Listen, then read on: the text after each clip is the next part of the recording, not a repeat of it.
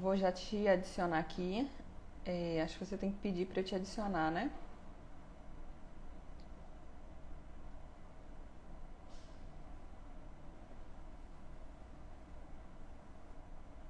Deixa eu adicionar você.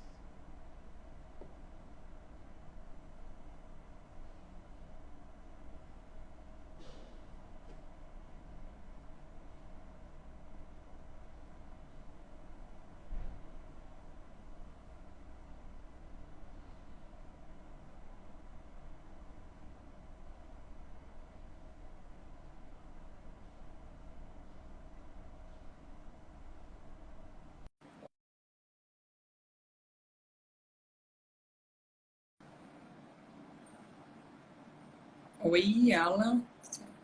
Pronto, olá. Oi, Leide. Oi. E Tá me aí? ouvindo bem? Tô te ouvindo bem. Primeiro, Ótimo. te agradecer, né, por você estar aqui com a gente, nesse nosso encontro, nesse bate-papo. A gente está iniciando hoje aqui pelo projeto SEI. SEI é um projeto de extensão comunitário da Unifax.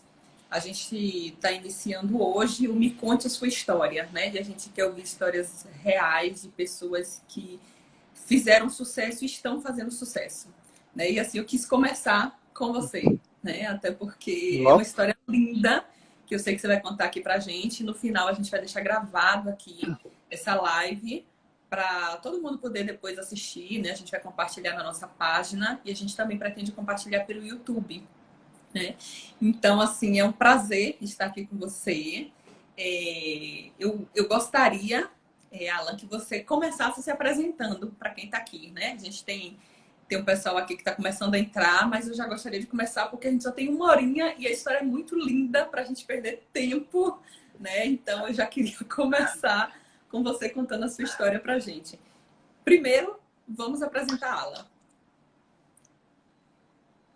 Leide, primeiro eu quero dizer que obrigada, né, pelo convite de poder estar aqui dialogando contigo nesse projeto de extensão. Eu acho que a extensão ela cumpre um papel fundamental, né, nas universidades brasileiras. Então, muito obrigado pelo convite. Enfim, quem sou eu, né? Eu me chamo Alan, sou do interior da Bahia, de uma cidade chamada Feira de Santana. Eu não nasci em Feira de Santana, eu nasci numa outra cidade chamada Vitória da Conquista. Sou o segundo de 5 filhos, filho de Dona Janice, de seu Daniel, neto de Francisca. E na minha casa, cada um de nós, eu, meus irmãos, minha irmã, nós nascemos numa cidade diferente da Bahia por conta do trabalho de pai, né? Então, o pai trabalhou a vida inteira até se aposentar, alguns anos atrás, numa empresa aquelas empresas que constroem rodovias, né? Então, a gente viajou muito na Bahia. Passávamos 3 meses em um lugar, 4 meses em outro, 6 meses. Era uma vida nômade. Então, nessa vida nômade, cada um de nós nasceu num lugar diferente da Bahia. Então, eu nasci em Vitória da Conquista, mas não cresci lá. Logo me mudei, por conta da dinâmica da família, né? E aí, ainda pequeno, essa é uma parte importante da minha vida, né? Ainda pequeno, nós nos mudamos no êxodo familiar, né? Ou seja, toda a minha família materna se mudou para São Paulo, para São José dos Campos, nos anos 70. E nos anos 80, ainda criança, muito criança, eu e minha família também nos mudamos. Então, nós somos retirantes em São Paulo, não ficamos, porque meu pai não conseguiu emprego, e nós somos os únicos a retornar para a Bahia. Toda a minha família materna, a minha mãe, as minhas tias, a minha avó, que está viva, né? Minha avó tem 87 anos, o meu avô, que já faleceu, todos eles ficaram em São Paulo, em São José dos Campos, e somente nós retornamos para a Bahia. Né? Então, essa também é uma característica importante dessa minha vivência. Então, nos anos, ainda também muito criança, com 7 anos, eu cheguei em Feira de Santana, né? Porque meu pai decidiu que nós tínhamos que ficar numa cidade enquanto que ele seguiria viajando, porque nós teríamos que estudar. Tanto é que quando eu cheguei em Feira de Santana, eu já fui matriculado na segunda série do primário, naquela época, né, que chamava, do primário, porque eu já entrei na escola já com 9 anos, assim, na escola formal, né, fui alfabetizado em casa, naqueles que a gente chamava de banca, exatamente por conta dessa dinâmica familiar, né, e desde que cheguei em Feira de Santana, fui morar no bairro de Rua Nova. você conhece bem, porque a gente se conhece já há muito tempo, né? A gente se conhece desde 1990, já faz um tempinho, né, Lei? A gente não é tão velho assim, mas já faz tempo. E então fui morar em Feira de Santana, nesse bairro chamado Rua Nova, e na Rua Nova, em Feira de Santana, foi onde eu cresci mesmo, onde eu aprendi sobre a vida, onde eu estudei, onde eu tive acesso à educação básica, né? Toda a minha vida escolar foi feita praticamente na Rua Nova. Tinha alguns anos que eu saí da Rua Nova, mas a maior parte foi feita na Rua Nova, em escolas municipais, estaduais, né? E nesse bairro altamente complexo, né? Para quem é de Feira de Santana que está acompanhando, sabe do que eu estou dizendo, né? E eu estou falando da Rua Nova do final dos anos 80, dos anos 1980, né? A Rua Nova de todo o período do que significou os anos 1990, né? Um bairro extremamente complexo, potente, né? Muito potente, porque ali tinha uma confluência de cultura negra, né? Mas também um bairro muito atravessado por todas as violências que atravessam os corpos negros, né? Então, um bairro onde nós tínhamos problemas cruciais de saneamento básico, né? A gente convivia com lixo, com os ratos, com as baratas, com todos os estereótipos também, porque você bem lembra o que era, né? O que significava dizer que morava na Rua Nova. Então a gente passou por tudo isso, né? Então a minha família, esse sou eu, né? Esse é meu contexto familiar, assim, né? Essa é a minha dinâmica. Também sou o primeiro da família a entrar na universidade. Isso é importante dizer, em gerações. Então, muitos dos meus mais velhos, né, da minha família, não tiveram a oportunidade de serem alfabetizados, não tiveram acesso à educação formal. Então, tias, tios, né, primos, né, pais, toda a minha família é uma família realmente que não teve oportunidade. Assim, a minha mãe trabalhou, né, dos 12 aos 17 anos em casas de família, como dizíamos na Bahia. Depois ela se casou, né?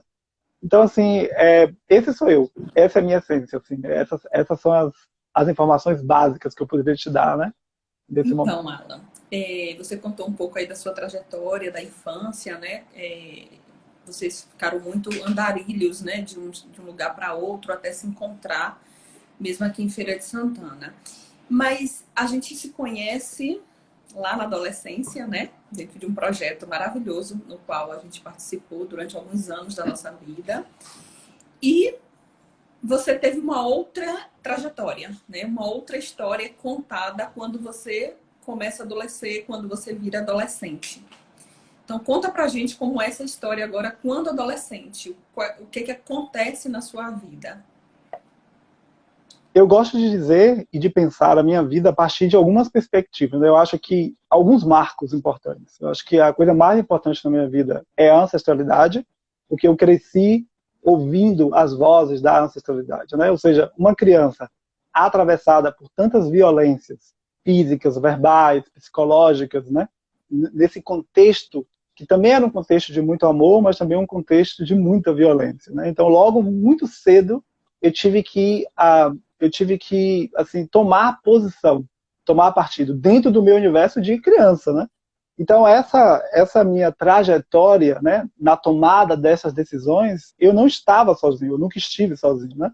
Então, muito cedo, já aos 7, 8, 9 anos, eu já sabia, assim, já tinha ideia do contexto que eu estava, qual era o contexto social de maninha, de painho dos meus irmãos, o que aquilo significava.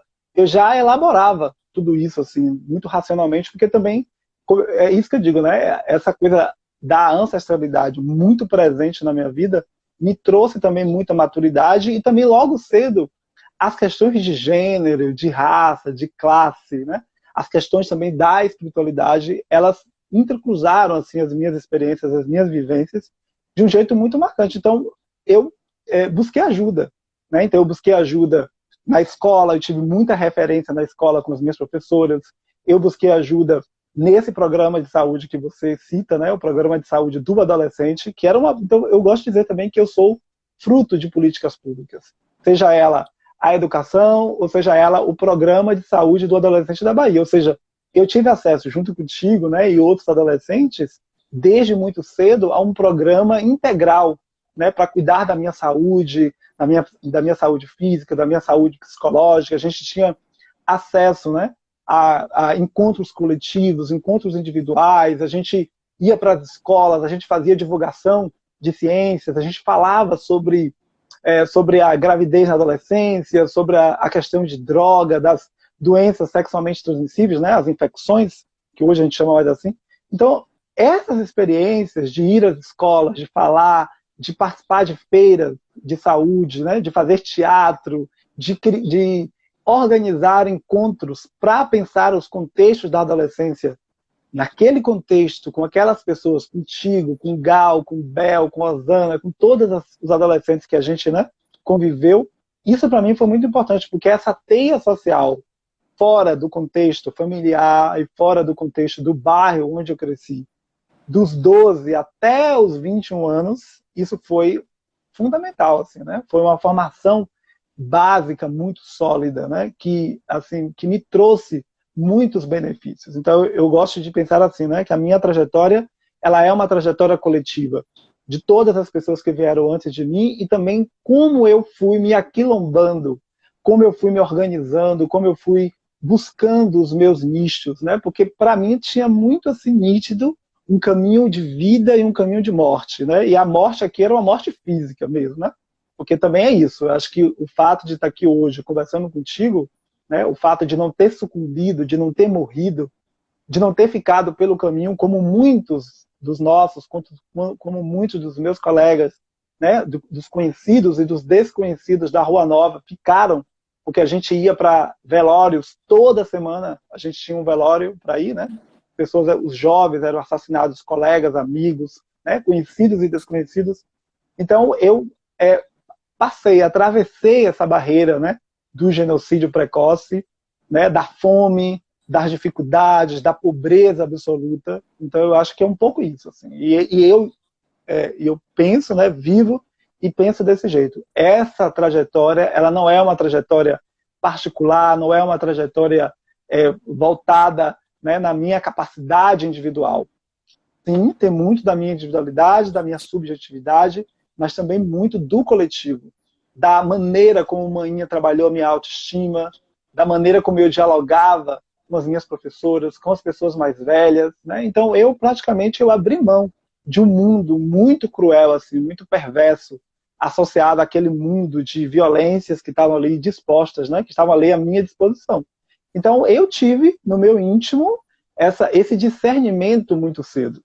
E isso eu devo à ancestralidade, eu devo isso às vozes que eu escutei, né? Que eu escutei a vida inteira, de Manhinha, da minha avó, da minha bisavó por meio de Manhinha.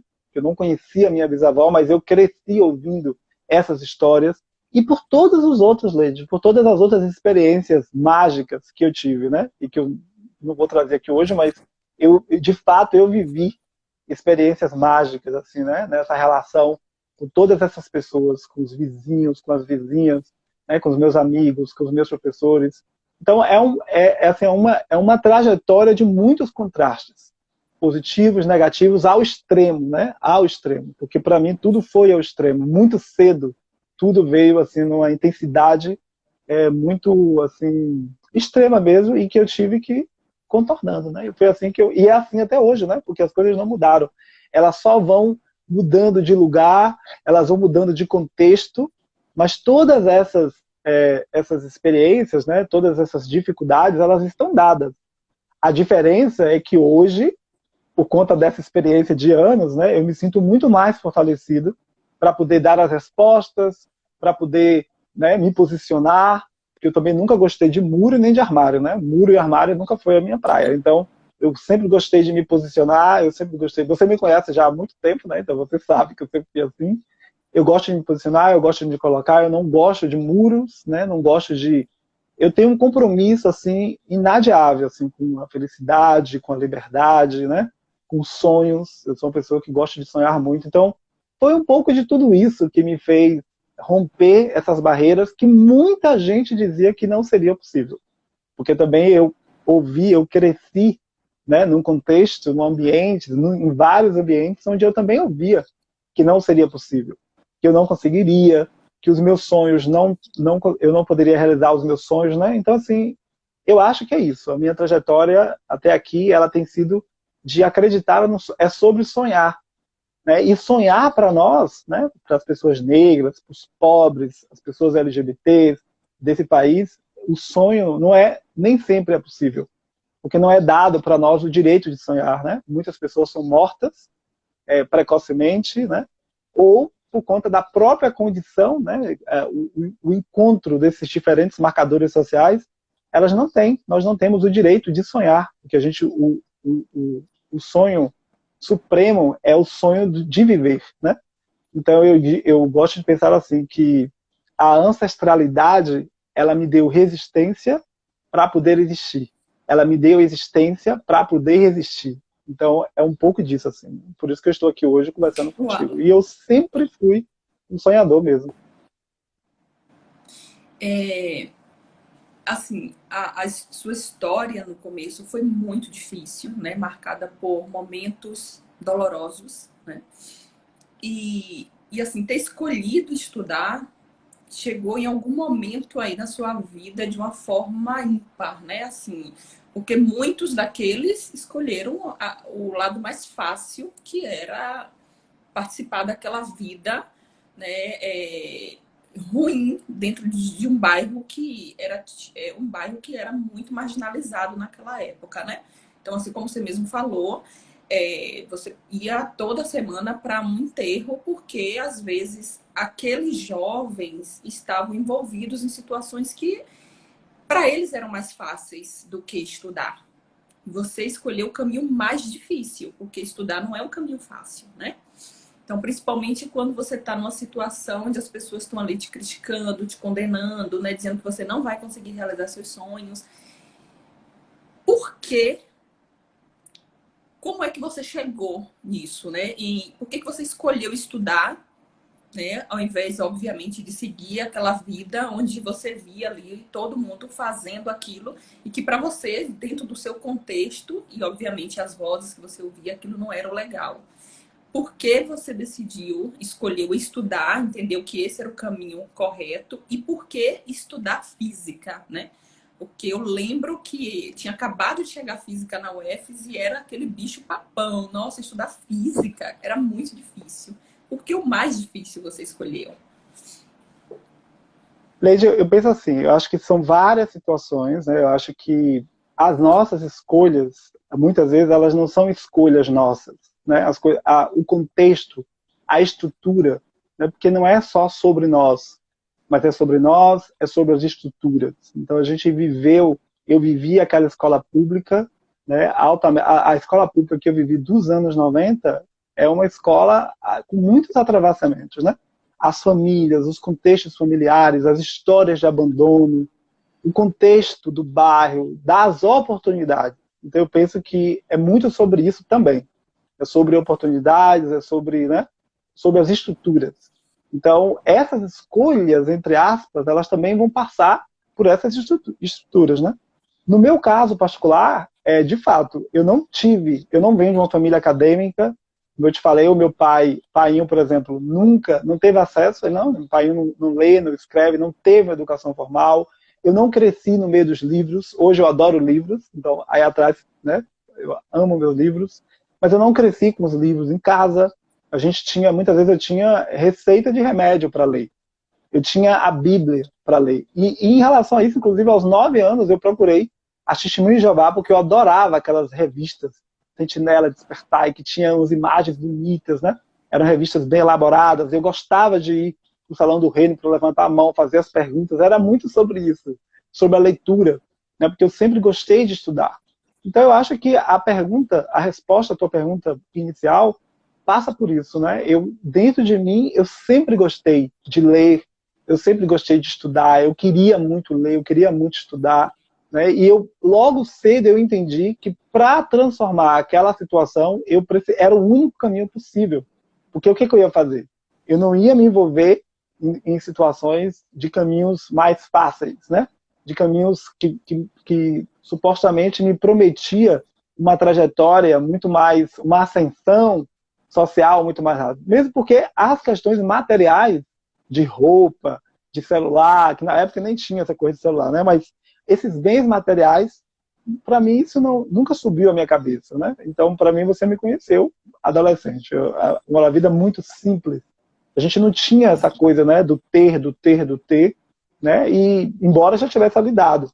Mas eu acho que eu acho que são vários elementos na minha trajetória, né? Eu acho que o fato, né, de muito cedo me dar conta de que eu não me encaixava na norma, né? Na norma de orientação sexual, que eu não me encaixava naquele contexto de masculinidades, dessas masculinidades que para ser, né, que elas precisam ser colocadas e externadas de um jeito muito associado com violência. Eu me dei conta logo cedo que eu gostava das questões ancestrais, da ancestralidade, da espiritualidade, então eu também busquei muito isso. E eu não tive isso em casa, porque nós não tivemos esse incentivo em casa das questões espirituais. Lá em casa sempre foi tudo muito livre. Você faz o que você quiser. Se você quiser ser católico, você vai ser. Se você quiser ir para o candomblé, você vai. Se você quiser ser protestante, se você não quiser ir para lugar nenhum, você não vai. Então nunca teve em casa nenhum tipo de direcionamento, né? Obviamente que os valores, né? O amor, sempre estava dado, né? Sempre bem explicado, a importância dos estudos. Eu cresci ouvindo de manhã, de pai, que nós tínhamos que estudar, porque eles não tiveram educação, que os meus avós não tiveram, né?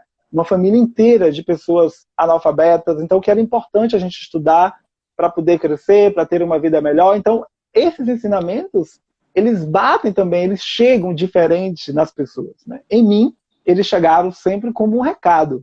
Então, acho que juntou tudo, né? As questões ancestrais, da ancestralidade, essas vozes que eu via, as questões também que logo cedo, né, eu sofri todo tipo de violência verbal, psicológica, física, na escola, em casa, no bairro, então em tudo que era lado. Então tudo isso junto foi contribuindo para fortalecer. Pelo contrário, por isso que eu digo, os marcadores sociais da diferença, de raça, de gênero, de classe, né? Porque também quando eu saio de Feira de Santana, outras questões aparecem, né? Então eu me descobri nordestino quando eu saio de Feira de Santana. Quando eu estava em Feira de Santana, o sotaque não era uma questão. Quando eu saio de Feira de Santana, o sotaque passa a ser uma questão.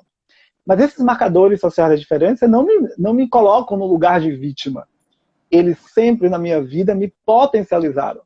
Eu sempre fui potencializado. O fato de não fazer parte da norma, né, do que se esperava de mim em termos de masculinidade, isso me ajudou muito. Isso foi um grande salto. E cada vez mais eu me dou conta do quanto isso foi importante para a minha experiência, para a minha trajetória, né? Porque essas masculinidades, elas são perversas. Se a gente olhar, né, como essas masculinidades são colocadas no Brasil, os homens são os que mais matam as mulheres, os homens são os que mais matam pessoas LGBTs, os homens, né, os homens que eu estou dizendo, os homens dentro da norma, né?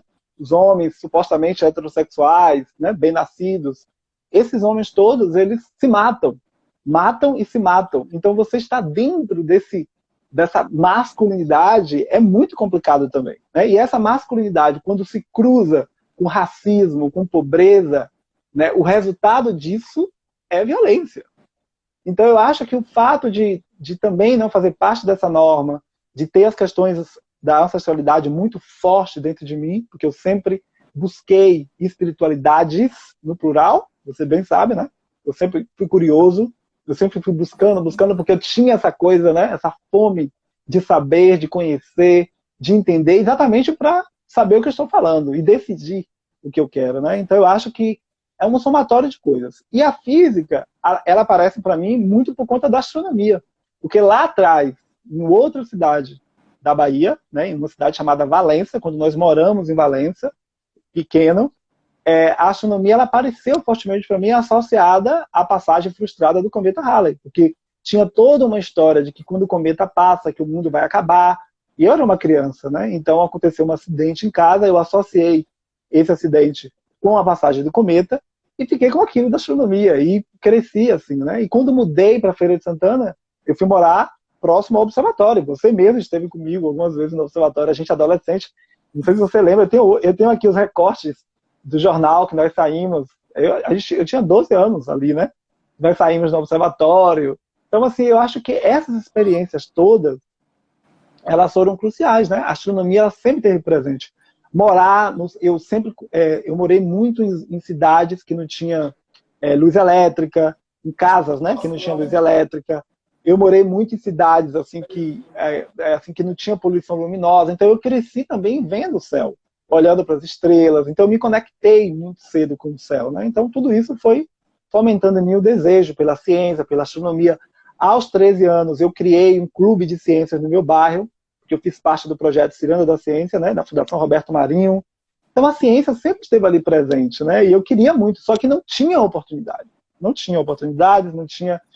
Eu fui criando assim também, né? Fui estudando naquela escola pública que eu tinha. Eu escrevia para astrônomos, né? A Duília de Mello, por exemplo, é uma astrônoma brasileira. A professora Duília de Mello, agora vice-reitora da Universidade Católica dos Estados Unidos, ela foi uma das astrônomas que eu escrevi quando eu ainda era estudante, antes de entrar na universidade. Eu escrevi para ela, porque ela também saía assim das revistas. Então eu fui criando tudo isso. E eu também gosto de dizer que o universo conspirou muito a meu favor. Porque como você disse, né? Na minha época, quando eu era adolescente, nós não tínhamos a interiorização do ensino superior. Nós não tínhamos tantas universidades privadas, em Feira de Santana, nós não tínhamos universidades federais, como nós temos hoje, graças aos projetos, né, de ações afirmativas dos últimos anos dos outros governos, não esse governo trágico que está aí, mas os outros governos, né? Nós não tínhamos isso. Para quem era do interior da Bahia, pobre, o que tinha para nós era a universidade, as universidades estaduais, que sempre foram políticas importantes nesse contexto. Só que para entrar na universidade também não era trivial, porque nós tínhamos já uma questão estrutural com a educação pública, né? Nós já tínhamos todas as questões sociais, o vestibular era um grande gargalo. Eu me lembro que quando eu fui o orador da minha turma, né? A turma de 2, eu e Luciana. Eu fui orador e quando eu fui orador eu lembro dessa estatística que eu disse lá. 1% dos jovens entravam na universidade naquela época. Eu entrei em 1997, foi ontem. Nós não tínhamos programas de ações afirmativas, entende? Então a universidade era algo distante. A Federal da Bahia era altamente elitista. O próprio processo de ingresso à Universidade Federal da Bahia era elitista. Então, não tinha como sair de Feira de Santana para fazer qualquer coisa. E eu queria muito estudar astronomia. E não tinha o curso de física, né? Então já estava tudo certo que eu ia estudar matemática. Mas aí eu fui para a escola técnica, que era uma excelente escola. A escola técnica foi uma excelente escola, você bem sabe, né? Então lá eu tive uma formação básica no ensino médio muito forte. E aí, quando eu estava acabando o 3º ano da escola técnica, surgiu o curso de física em Feira de Santana. Eu fiz o vestibular, primeira turma. Muita gente, Leide, foram muitas pessoas que me disseram que aquele curso não ia me dar em nada, que esse curso não ia servir para nada, que ainda era licenciatura quando eu entrei. Aí pior ainda, que diziam, que não vai dar em nada, você vai ser professor de física, o que isso vai dar? Gente, eu quero estudar física, eu quero fazer astronomia, eu sempre quis estudar astronomia, eu quero estudar física. Muita gente veio me dizer que não serviria para nada aquele curso. Né? Uma universidade no interior da Bahia, primeira turma, né? E aí quando eu comecei o curso de física, 1 ano depois, chegam 2 astrônomos, a professora Vera Martins, o professor Paulo Pope, tinham acabado de chegar contratados pela UFES, como professores por concurso público, né? E logo em seguida, astrônomos profissionais, você pode imaginar, em Feira de Santana, né? E aí pronto, eu retornei ao Observatório Astronômico da UFES, como bolsista de iniciação científica, trabalhando com a professora Vera, com o professor Paulo Pope, e durante toda a minha graduação fui bolsista do CNPq. Né? E essa bolsa de CNPq de R$ 110, eu me lembro até hoje, o primeiro valor da bolsa, essa bolsa tão importante para a minha sobrevivência, porque a gente tinha que fazer xerox, naquela época era muita xerox, a gente não tinha dinheiro para comprar livro, não tinha livros, na biblioteca não tinha tantos livros assim, então eu estudei física, foi assim, com dificuldade, né? Passar o dia inteiro na universidade, 4 transportes por dia, porque às vezes eu tinha que ir em casa correndo e voltar, porque não tinha dinheiro para almoçar na universidade. A própria escola técnica, quando eu fui estudar na escola técnica, eu pegava carona, porque não tinha dinheiro. A escola técnica era um outro bairro de Feira de Santana. Eu ia andando da Rua Nova até o centro, até Getúlio Vargas, naquele ponto central, e dali pegava carona para ir para a escola técnica, porque não tinha dinheiro da passagem. Eram 4 conduções por dia. E quando tinha educação física, eu ficava na escola técnica sem comer, porque não tinha dinheiro. Entende? Aí eu me lembro também as questões do material técnico da escola técnica, que a gente tinha que comprar, que era caríssimo. Um vizinho nosso, um amigo nosso de muita longa data, era motorista de ônibus da Transul. A Transul era uma linha que fazia para Santa Mônica.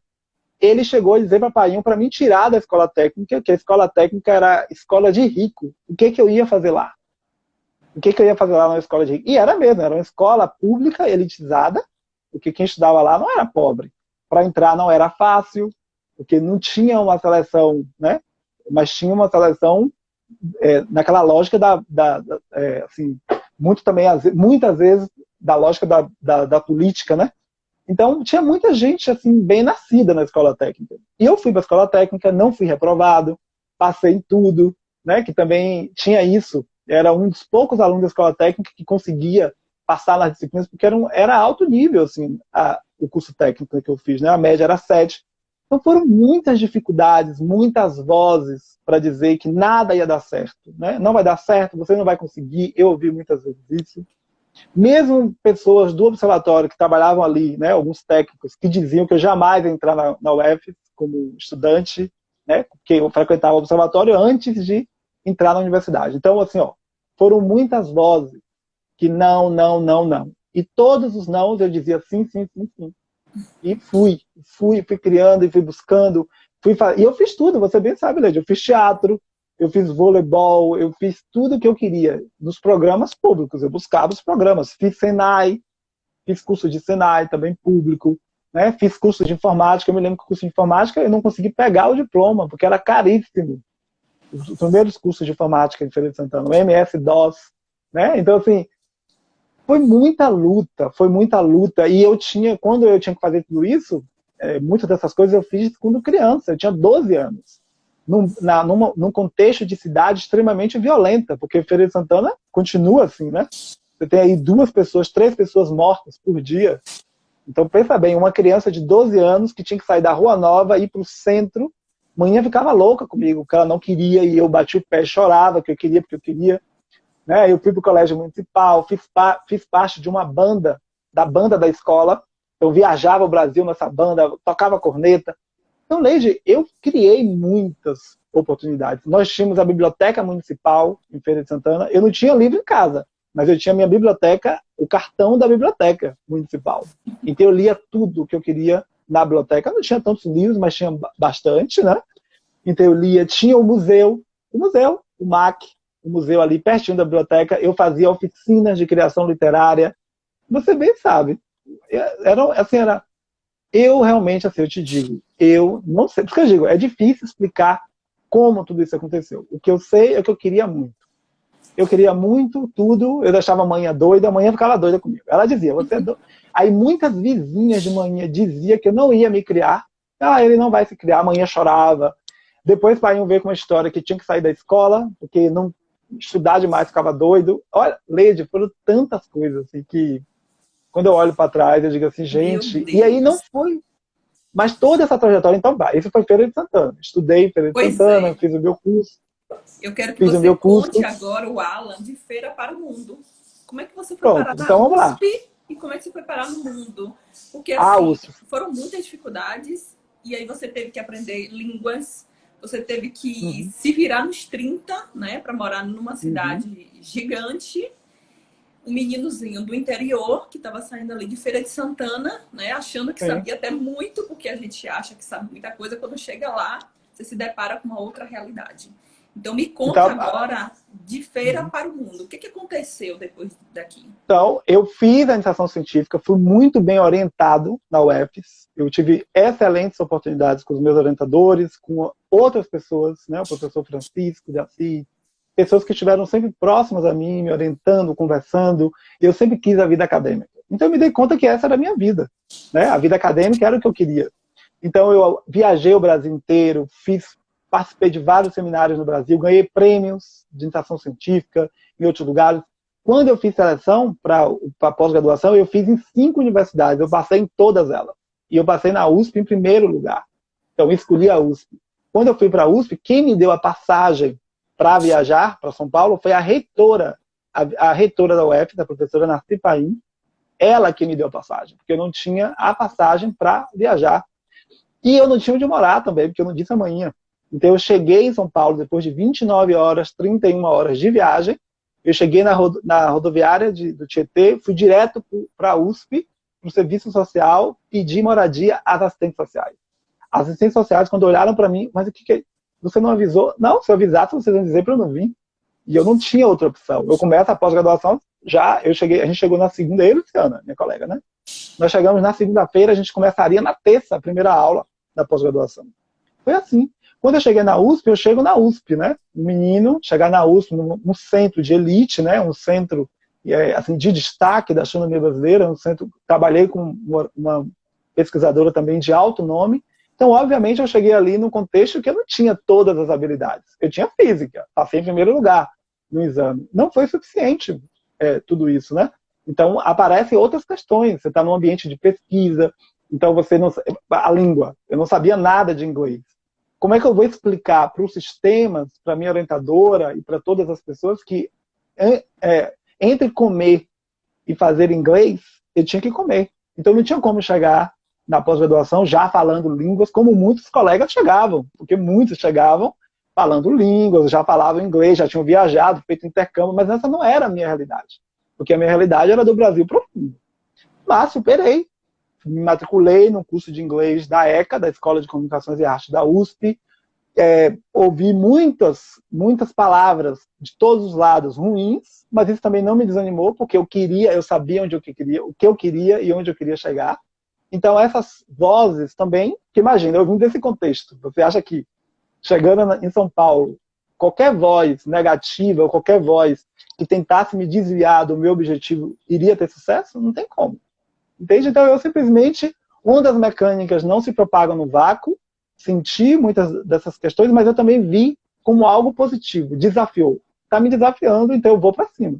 Então, corri atrás da língua, terminei meu mestrado em 2 anos, viajei, né? Fui para o Chile, fui para os Estados Unidos, fui para a Austrália durante a minha pós-graduação, mestrado e doutorado, né? Sobretudo no doutorado, as viagens. Então, viajei, passei nos exames todos, sozinho. Perdi pessoas, perdi um grande amigo cometeu suicídio quando eu estava acabando o mestrado, morei no CRUSP, morei com gente de todos os lugares do mundo, fui representante na pós-graduação, na moradia lá, né? Então eu fiz parte, enfrentei vários problemas, ninguém nunca soube, eu nunca levei isso para a minha orientadora, nunca isso prejudicou a minha pós-graduação. Terminei o meu doutorado, ganhei prêmios da CAPES, por conta do meu projeto de tese, né? Então, assim, Leide, eu acho que... E saí, terminei meu doutorado, fui fazer pós-doutorados, fiquei... Primeiro pós-doutorado fui para a Austrália, o segundo pós-doutorado fui para o Chile, depois voltei para a Austrália de novo, porque também nesse meio inteirinho muitas coisas aconteceram na vida pessoal, né? Então, você mesmo foi para minha defesa de tese, lembra?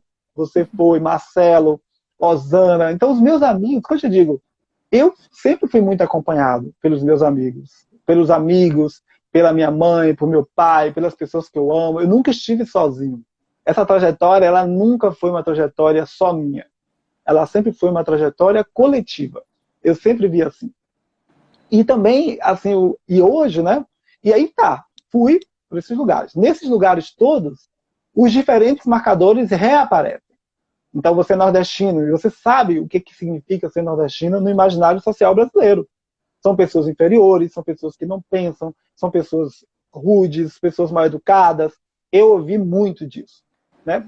Menosprezam, acham que não vai ser capaz, né? A gente vai ouvindo essas coisas de diferentes maneiras, né? E eu não guardo nenhuma mágoa disso, porque também não dá para levar essas coisas para o coração. Você tem que levar para a cabeça. Você tem que exercitar, fazer o que a Hannah Arendt pediu, né? Viver a vida com pensamento. Você tem que exercitar tudo isso.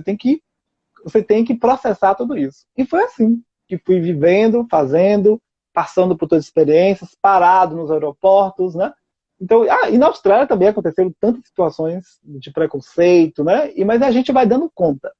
E chego aqui, 2014, chego na URGS, faço concurso público, fiz 3 concursos públicos complexos, também nessa perspectiva de como raça, gênero, classe, né? Como a questão das redes, porque nós, negros, pobres, que entramos na universidade, nós não fazemos parte de rede. Então, as redes, muitas vezes, elas são importantes.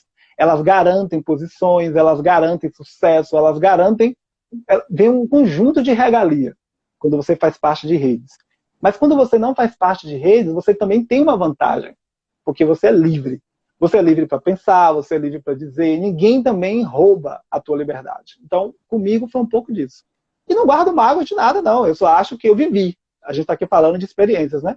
Eu vivi tudo isso. E vi. Vi todas as sabotagens, vi todas as marmotagens, passei por diferentes situações assim de que é explícito, né? As barreiras para que você não entre.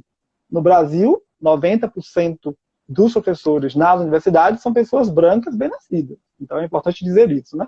Então não é achismo, é parte de um projeto mesmo, né? Então, mas cheguei, estou aqui, e quando eu chego como professor na URGS, na Universidade Federal do Rio Grande do Sul, retorna tudo de novo. Raça, gênero, classe, tudo de novo. Volta fortemente. Então as vozes de colegas, de estudantes, de técnicos, terríveis no dia a dia, né? Então isso exige de nós posicionamento político, porque a ciência, a política, né? A ciência, ela é uma atividade humana. Então, se ela é uma atividade humana, os valores das pessoas, né? Esses valores humanos também aparecem o tempo inteiro. Então, não vou aqui romantizar. E a ciência é linda, a astronomia é linda, mas a astronomia é feita por pessoas. Então, as pessoas são pessoas. Então, essas questões retornam. Por isso que, para mim, como na minha experiência como astrofísico, como professor, pesquisador na universidade, eu não posso esquecer essa trajetória. Eu não sou um astrofísico qualquer. Eu não sou um astrofísico com uma trajetória de muitos dos meus colegas. Eu sou um astrofísico negro, pobre, gay, que venho do interior da Bahia, né, que tenho uma família que tenho. Então, essa é a minha trajetória. Como todo mundo tem a sua trajetória, mas a minha é essa. Então, essa minha trajetória, ela exige de mim um posicionamento ético, epistêmico, político. E por isso, então, a minha atividade como professor é uma atividade que pensa a universidade desse lugar, desses entrelaçamentos, entre, né, essas encruzilhadas mesmo, entre ensino, pesquisa, extensão. O meu papel como pesquisador, como cientista, como professor, eu não posso simplesmente chegar no meu escritório, na minha sala, pensando nos artigos. Eu preciso dar outras respostas para a sociedade, sobretudo nessas questões étnico-raciais, nas questões de classe, nas questões de acesso dos meus, dos nossos, de questionar uma estrutura que é toda ela baseada no pensamento classista, eurocêntrico, masculino, LGBTfóbico, que não respeita a crença, né? Porque também é uma questão do direito de crer e de não crer. Acho que são várias questões de lei. Então, assim, por isso que eu acho que nesse sentido, eu me sinto muito recompensado, né? A minha trajetória, eu me sinto muito feliz de estar aqui hoje falando contigo e de estar aqui hoje na universidade, na Federal do Rio Grande do Sul, fazendo todos esses movimentos, enfrentando muitas dificuldades. São muitas as dificuldades, mas essas dificuldades, elas não são novas. Para mim, que sou um resistente, um resiliente, né, que sobrevivi a todas essas estruturas. Isso não é novidade. Essas dificuldades, elas simplesmente só me fortalecem. Por isso que eu digo, não dá para levar nada para o coração. Nós temos que levar para a cabeça. Ah, você é nordestino burro? Então vamos lá, vamos teorizar, vamos pensar, vamos criar estratégias, vamos fazer as pessoas, né, assim, se constrangerem. Então é um processo educativo e eu me sinto muito nesse lugar. Eu sou um professor, acima de tudo. Antes de qualquer coisa, eu sou um professor. Então eu educo, eu estou aqui para educar. Então eu estou aqui para criar, sim, políticas, projetos de educação antirracista, de educação antissexista, né, de educação para a gente poder transformar a sociedade. Para alguns colegas, isso não é uma questão. Tudo bem, eu não critico ninguém, cada um faz o que quer da vida. Para mim, essas questões são cruciais, porque eu não quero simplesmente passar pela universidade, estar num lugar de poder como esse, vindo de onde vim, né, simplesmente para pensar no meu umbigo. A minha trajetória, você bem sabe, a minha trajetória, ela nunca, não é a minha, é uma trajetória coletiva, né? Então, o meu salário é um salário coletivo, né? Eu também não tenho a pressão dos meus pais, né? Eu não faço parte de redes, mas também não tenho pressão dos meus pais, eu não estou nessa lógica rasteira, competitiva, que eu vejo muito presente, sobretudo de pessoas que têm esse viés acadêmico, que fica ali uma competição absurda, né? Os meus pais não são assim. Os meus pais são simples, né? Estão sempre me acompanhando, aplaudindo, muito felizes com todas as conquistas. E eu acho que é isso, Leide, assim, Então, é simplicidade, entendeu? falando em conquista, eu quero que você conte aqui, a gente está com 15 minutos aí para acabar, a sua ascensão, porque você teve muitas glórias depois de tudo isso que você passou e você enfrentou. Você recebeu prêmios, condecorações, né? Inclusive prêmios internacionais, prêmios nacionais. Eu sei que você não gosta muito de falar dessa parte, mas você é um cientista hoje renomado no mundo inteiro, né? Então, assim, você escolheu ser um professor justamente para poder compartilhar de tudo isso, né, com a comunidade hoje que você vive. Você escolheu isso, mas você é um cientista renomado que teve também muitas glórias, muitos prêmios, né? E isso me deixa muito orgulhosa de toda a sua história e chegar onde você chegou e ser premiado por grandes celebridades. Inclusive volta para a feira para receber também um prêmio, né, de cidadão feirense, né, e isso foi muito lindo, além de outros que eu queria que você também falasse aqui, pelo menos de alguns, e também a forma que você empreendeu a sua carreira, porque além de ser cientista, além de ser professor, você é empreendedor. Você escreveu livros, você tem projetos lindos que você administra, que você cuida com muito amor, como seus filhos, né? Então, conta pra gente aí, pra gente encerrar, essa sua ascensão. Então, quais foram as suas glórias e também o que você empreendeu dentro da sua carreira. Leide, eu penso assim, a minha vida, ela é muito simples. Eu acho que a minha grande glória mesmo é não ter morrido de fome. Eu sempre digo, acho que eu gosto sempre de trazer a fala do Caetano, que diz que gente é para brilhar, não para morrer de fome. Eu não morri de fome, eu não fui morto pela homofobia do Brasil, eu não fui morto pelo racismo, né? Apesar de tudo, eu consegui realizar os meus sonhos. Então, para mim, isso é mais importante. Eu acho que você é generosa quando você diz que eu sou um cientista Não, você já esteve no renomado no programa de mundo. Pedro Eu não Bial, já sou um teve vários renomado no mundo. programas que você Veja, participou não. justamente por ser quem você é Dentro, hoje, né? olha, Vamos dar dentro César o que dessa é de estrutura. César. Não, acho assim, dentro dessa estrutura produtivista, né, que a universidade se transforma muitas vezes, dentro dessa lógica produtivista, verdade? Eu não me enquadro nesse padrão, mas também não quero me enquadrar. Para mim, o mais importante, a coisa que eu mais gosto de fazer, é exatamente o que eu estou fazendo. E eu estou fazendo tudo com um compromisso ético, com um compromisso genuinamente ancestral. Eu não cheguei aqui à toa. Então eu tenho um compromisso com os meus, com os nossos. Eu tenho um compromisso com o Brasil.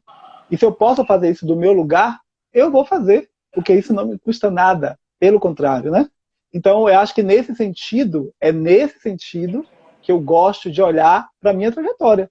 Ou seja, assim, eu não cheguei sozinho, eu não estou aqui só pensando em mim, eu estou fazendo, eu me sinto todos os dias muito útil, porque eu estou fazendo, estou coordenando projetos, estou criando projetos de ensino, de pesquisa, de extensão, eu estou comunicando a ciência, eu estou com comunidades quilombolas, né? Estou ali num projeto com LGBTs, acolá com um projeto com indígenas, estou na escola pública, estou na educação básica, estou dialogando com os professores numa relação que não é verticalizada. Eu me permito esse diálogo. Então, nesse sentido, eu gosto muito do que eu tenho feito. Mas eu não faço isso pensando em prêmios, eu não faço isso também achando que eu sou melhor, né? Ou que não, eu Não, isso faço é porque você verdade. sabe que Mas desde é eu uma consequência. uma consequência, tudo bem, mas eu não estou nessa lógica, entendeu? Para mim, o mais importante é o que eu quero fazer, como você falou. Eu sou apaixonado pela divulgação, sempre fui, gosto de transformação social desde pequeno, quem me conhece, né? Então, eu sempre fiz Feira do Cacareco, aos 8 anos estava eu lá em Feira do Cacareco, para construir a capela da Rua Nova, né? Então, assim, a minha vida foi sempre social. Eu fiz parte de movimentos. Agora, há muitas pessoas, os meus colegas, muitas pessoas não sabem desse passado, né? Então, muitas pessoas nem compreendem por que um astrofísico se mete com tantos projetos sociais. É porque isso está na minha veia. Isso faz parte da minha existência, tem a ver com a minha família, tem a ver com a minha trajetória. E eu não vou ser diferente porque eu cheguei na universidade, porque agora eu sou professor na universidade, então eu vou... não posso, vou fechar as minhas portas, não vou dialogar com ninguém, não vou escrever livros que eu quero escrever, não vou criar outras narrativas. Eu sou desinquieto, né? Então eu tenho um ofá na minha frente, eu tenho uma flecha. E essa flecha, ela aponta sempre para frente, ela aponta para a expansão acelerada do universo, né? Essa é a minha ancestralidade, né? Então, é isso, Leide, é sobre isso. Então, é um posicionamento político mesmo, cosmopolítico, que me faz bem, que me alimenta, que me deixa feliz, que me traz inspiração, entende? Então, esses prêmios que chegam, né, faz parte da generosidade de algumas pessoas que reconhecem o trabalho, né, que estão ali sempre, assim, felizes, né, com os resultados. Mas é isso, eu vejo isso com muita tranquilidade, né? Os livros, para mim tem sido maravilhoso escrever os livros, né? O livro Astrofísica Básica para Astrofísica para a Educação Básica, para pensar a origem dos elementos do universo, foi um livro que eu fiz com a professora Neuza, minha colega aqui, né, que eu criei toda uma estrutura antes de projeto de formação de professores, para depois escrever o livro. O livro foi um sucesso. O primeiro livro ganha, indicado ao Prêmio Jabuti. Né, o Prêmio Jabuti, que é um dos prêmios mais importantes do livro brasileiro. Muita gente ironizou, muita gente, esse prêmio não é nada, né? Esse prêmio aí não importa. Mas as pessoas não entendem que não é isso que está em jogo. O que está em jogo é que aquele menino lá de trás, que tinha só receita de remédio para ler, escreveu um livro, trabalhou essa vida inteira, escreveu um livro que é uma tecnologia social para a formação de professores. Eu não fiz um livro para ganhar dinheiro, né? Eu fiz um livro pensando na formação de professores, pensando numa narrativa, numa metáfora, numa história que tem que chegar. Por que esconder das pessoas como é que os elementos químicos são formados, como é que a gente está conectado com as estrelas? O prêmio veio porque eu não tenho redes. Eu não estava numa editora famosa, não tenho redes. Foi simplesmente o trabalho que chegou. E algumas pessoas têm dificuldade de compreender e de entender isso, né? O livro Antônia, que é um livro que traz Antônia, que é uma menina negra do Brasil profundo, com cabelo ancestral, um cabelo que aponta para o alto, né? Tem aí esse para a livro Antônia para mostrar ancestralidade. a gente que Antônia é um livro Tem o lindo. livro Antônia aqui, peraí. Aqui, ó. Ó o livro Antônia, esse. Olha que E esse livro aqui. lindo, gente. Ai, peraí, caiu. E a E esse história aqui é o livro Astrofísica Básica, esse aqui, né? Vou mostrar esse, Astrofísica Básica. que é o do prêmio, né, que você ganhou. Que é o que foi indicado ao Prêmio Jabuti, entende? Então, assim, e outras coisas eu estou escrevendo outros textos, estou escrevendo, o livro Antônia vai ser ilustrado agora, vai sair a ilustração, né? Espero que consiga terminar o projeto. E outros projetos, né? Porque é isso, né? Eu também gosto de dizer, né? Eu não sou tão existencialista, eu sou sambista, eu gosto de dançar, eu gosto de viver a vida, né? De um jeito feliz. E para mim a felicidade, ela está ligada a esses movimentos que contagia, que cria, que transforma. É isso que me move. E sempre foi assim. E vai ser assim sempre. Por isso que eu digo, quem não aguentar, que lute. Porque esse sou eu. E eu não vou mudar por conta das pessoas. Eu não vou mudar para me enquadrar. Eu não vou mudar porque fulana, cicrana, ou beltrano, que quer que eu seja diferente. Que eu cumpro ali um papel que não é meu. Quem me deu esse papel? Né? Eu sou livre para fazer o que eu quero, para escrever o que eu quero, para pensar o que eu quero, para dizer o que eu quero. Eu sou livre, né? Então eu acho que essa liberdade, eu não negocio. Não negocio sonhos e não negocio essa liberdade de ser livre para escrever, né? Para sentir que eu realmente estou transformando, porque esse é meu compromisso.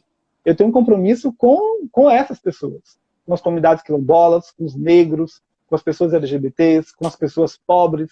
Esse é meu compromisso. Porque essas são as pessoas, esses são os meus. Eu não venho da elite acadêmica, eu não venho da elite do Brasil, e o fato de hoje estar na universidade como professor, né, com um salário, no meio de uma pandemia como essa, com um salário, né, que poucas pessoas do Brasil têm, isso não me torna um burguês. Eu não sou burguês, isso me dá muita consciência de onde eu estou e do que eu posso fazer. Então é um pouco isso, assim, né? Só que essa consciência a gente não aprende também nos bancos das universidades. A gente não aprende isso, né? A gente aprende isso na vida.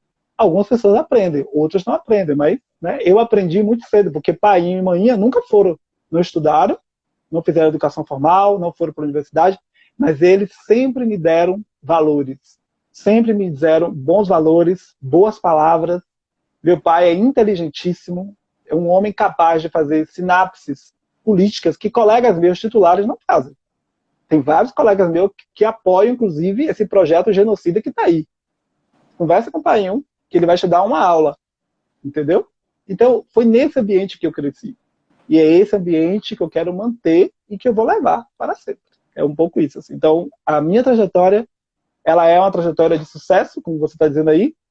O sucesso para mim é eu vivi para realizar tudo que eu sonhei, estou vivendo e realizando o que eu sempre sonhei. Então, para mim, isso é sucesso. É isso.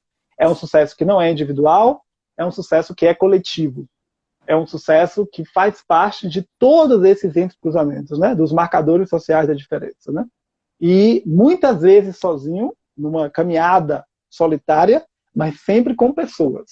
Sempre com gente por perto, sempre com gente me acompanhando de longe, né? Muitas vezes eu estava sozinho ali, naquela situação, naquele momento estava sozinho, tive que chorar, tive que passar por situações extremamente desagradáveis, chorei muitas vezes, mas eu nunca pensei em desistir, porque eu nunca achei que seria diferente. Nunca passou pela minha cabeça que eu não iria conseguir. Sempre eu achei que eu ia conseguir, que eu ia ir. E a USP, vou te dizer que eu esqueci de dizer isso. A USP, a primeira vez que a USP apareceu para mim foi numa novela, inclusive. Né? Porque a gente também é isso, a gente cresceu, não tinha livros, não tinha teatro, não tinha cinema, a gente cresceu era vendo novela. E a USP veio para mim numa novela. Foi ali que um dia eu vou para a USP. E as pessoas riam, você não vai nunca. Então eu acho que é um pouco disso, Leide, a gente precisa esperançar, sobretudo nesse momento que a gente está vivendo. Eu converso com alguns colegas meus jovens, e eles ansiosos, gente, calma, o momento é trágico, é um momento difícil, mas nós precisamos esperançar, porque eu vivi um contexto de país trágico, um país também largado, a gente não tinha nada, a gente não tinha acesso a nada, o programa social que tinha era o programa do leite, a gente ia lá buscar a fichinha de leite todos os dias. Então temos que esperançar, eu sei que é difícil, é um momento complicado, mas nós também tivemos tantos avanços nos últimos anos, né? Nós temos agora 16 milhões de pessoas morrendo de fome de novo, né? Pessoas passando fome, o que é muito triste. Mas eu acho que a gente precisa esperançar, a gente precisa acreditar, a gente precisa, sabe, transformar e votar direito. A gente precisa aprender, ter essa consciência política, votar, né? E, obviamente, não fomos os nordestinos que votamos, né? Por esse projeto que está aí, esse projeto de morte. Quem votou foram as pessoas que, historicamente, né, sempre olharam, inclusive, para esse Nordeste com esse olhar de desdém, com esse olhar de preconceito, de racismo, né? Foram essas pessoas que elegeram esse projeto que está aí. Então é muito importante que a gente também se conscientize politicamente, né? Porque senão a gente fica sempre transferindo as consequências, né, para outros. E a gente precisa ter esse posicionamento. Alan, eu quero muito te agradecer. A gente já está chegando no final e o Instagram corta a gente, né? Quando ele encerra. Agradecer pela história linda, maravilhosa que você contou pra gente, né? É muito bom te ouvir, é muito bom conversar com você. Eu adoro, você sabe disso. Você é um amigo irmão pra mim, né? E a minha família também ama muito você sabe disso. Inclusive, eles estão aqui também assistindo. Henri, meu sobrinho que tá aí, já me mandou mensagem. Oi, tia, tô aqui. Quero até mandar um beijo pra ele. E, assim, o quanto que você é querido entre nós, né? Então, assim, muito, muito obrigada, né, por ter começado, iniciado esse nosso projeto aqui do SEI. Semana que vem a gente vai ter uma outra pessoa aqui falando pra gente, que vai ser a Andressa Sampaio, né? Ela vai estar aqui também contando a história dela. Então, assim, eu tenho certeza que Alan deixou aí uma linda mensagem para todos nós aqui que estamos ouvindo. Vamos deixar gravado para quem não assistiu, assistir depois. Então, muito, muito obrigada. Eu que agradeço, Leide, e sigamos. Um beijo grande, se cuidem aí. Gente. Um beijo para toda a família. Tchau. Tchau. Tchau.